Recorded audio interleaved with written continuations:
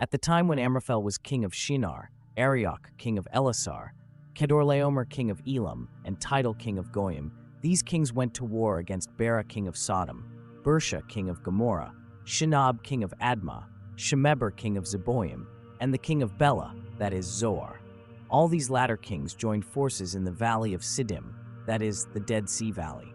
For 12 years, they had been subject to Kedorlaomer, but in the 13th year, they rebelled.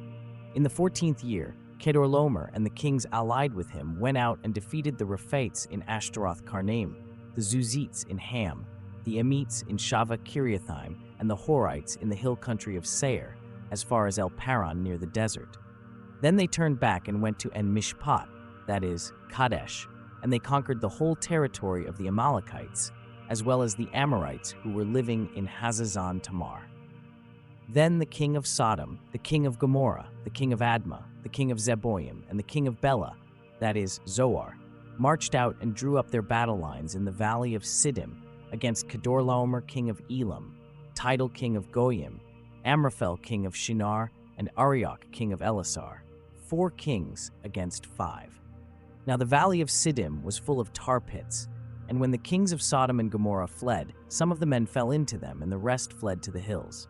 The 4 kings seized all the goods of Sodom and Gomorrah, and all their food. Then they went away. They also carried off Abram's nephew Lot and his possessions, since he was living in Sodom. A man who had escaped came and reported this to Abram the Hebrew. Now Abram was living near the great trees of Mamre the Amorite, a brother of Eshcol and Aner, all of whom were allied with Abram. When Abram heard that his relative had been taken captive, he called out the 318 trained men born in his household and went in pursuit as far as Dan. During the night, Abram divided his men to attack them, and he routed them, pursuing them as far as Hobah, north of Damascus. He recovered all the goods and brought back his relative Lot and his possessions, together with the women and the other people.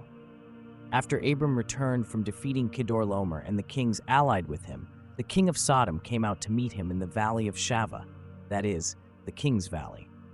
Then Melchizedek, king of Salem, brought out bread and wine. He was priest of God Most High, and he blessed Abram, saying, "Blessed be Abram by God Most High, creator of heaven and earth, and praise be to God Most High, who delivered your enemies into your hand."